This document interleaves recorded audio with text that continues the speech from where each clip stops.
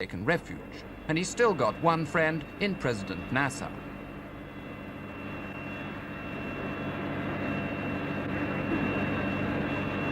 After Cairo, Nkrumah stopped off in New Delhi to visit India's Prime Minister, Mrs. Gandhi. They discussed his projected peace mission to North Vietnam. But Nkrumah never got as far as Hanoi. It was on arrival in Peking that Chinese leaders broke the news to Nkrumah of his downfall. Mystery surrounded his immediate plans. Conflicting reports said he was going back to Ankrah, that he was going to Cairo, that he'd gone to Addis Ababa to appeal to the current Conference of African States. In the end, he flew to Moscow on the way to Guinea. But even the Russians are expected to recognize the new regime. In London, while the government held back from the immediate recognition, Ghanaian students were not holding anything back. Also in London, a Ghanaian who claimed leadership of a so-called Revolutionary Council. He said they had masterminded the coup from a flat in West Kensington. His name, Daniel Amir. We had the okay yesterday about nearly 10 o'clock. We were ready, all waiting, anxiously waiting and sweating. We gave our order go ahead yesterday in the morning. And in the evening, we had the reply that order received and operation is ready, stand by for further instructions. It was a jaunty Mr. Amir who left London next day, but the attention he received in Ankrah wasn't quite what he'd had in mind.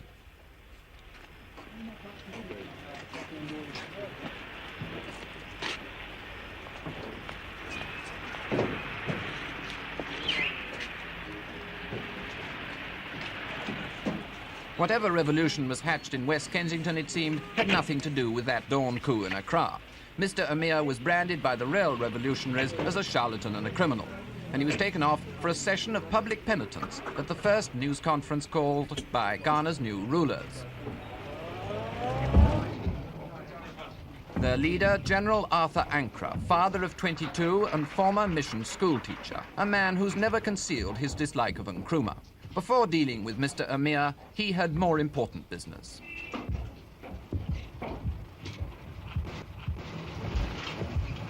Good morning, ladies and gentlemen. Firstly, I would like to introduce my colleagues to you, some of the members of the National Liberation Council.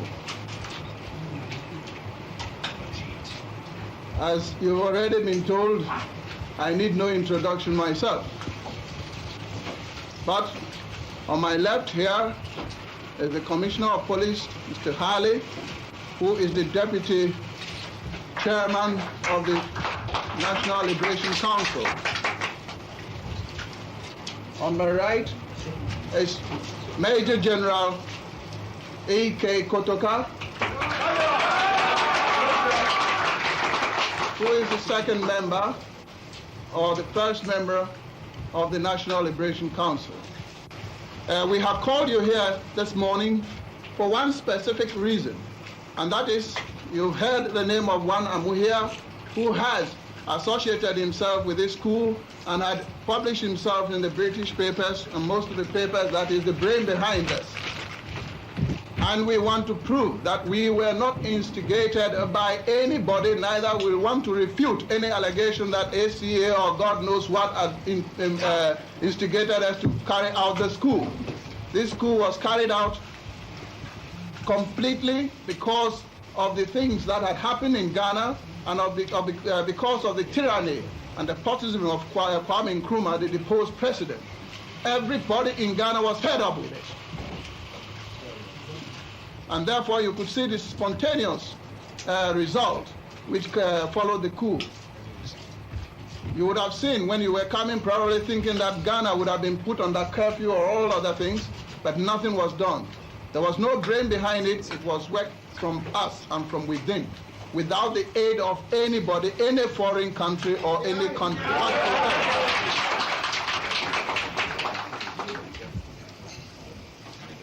It has been some of these things in Ghana that when a ruler is useless, you depose him. And therefore, we have deposed Kwame Nkrumah. We don't want tyranny or anything here. And therefore, I would like to not waste time to bring in Amu here for you to see him. And you can see that he doesn't even know, I don't know him. I haven't seen him before, neither is any of us.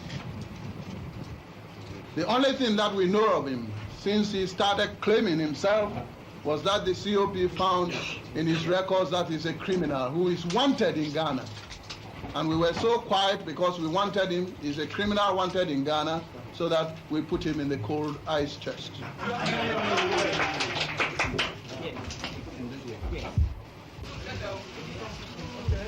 Well, this is Mr. Amuhia. He calls himself Amuhia or Amushia or ever. His name is never spelled correct either.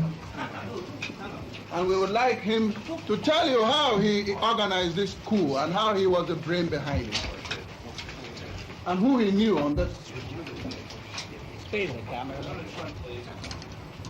First and foremost, on the 24th morning, 8 o'clock news announced in London that Ghana has announced that jointly the army and the police have overthrown the regime of the tyrant, Anti-Nkrumah. Did you come to brainwash me, Kotoka, the police, or somebody, and tell us how to conduct this? Or did you try to tell us where we should, how we should organize our army or the operations to be carried out? No, sir. This is exactly what I am coming to, sir. If I should be given the opportunity, I shall explain thoroughly as I am before you and before the world press. General Ankrah can squash a Mir, but will he make a national leader? Of course, he's a very, very experienced soldier. He rose from the ranks. He served in India and Burma during the war as a warrant officer. After the war, he was commissioned and rose steadily up to be a major general. He was retired a few months ago and, of course, has now been brought back as commander of the forces. He was really kicked out by Nkrumah. Yes, it was never announced in so many words. In fact, he took the initiative to resign, but he's always been a very popular figure, and he's certainly a remarkably fine general, and I think will be a very good leader. Do you expect him to stay in charge of Ghana, or do you think that I don't know at all. One doesn't know how long these military regimes have to last.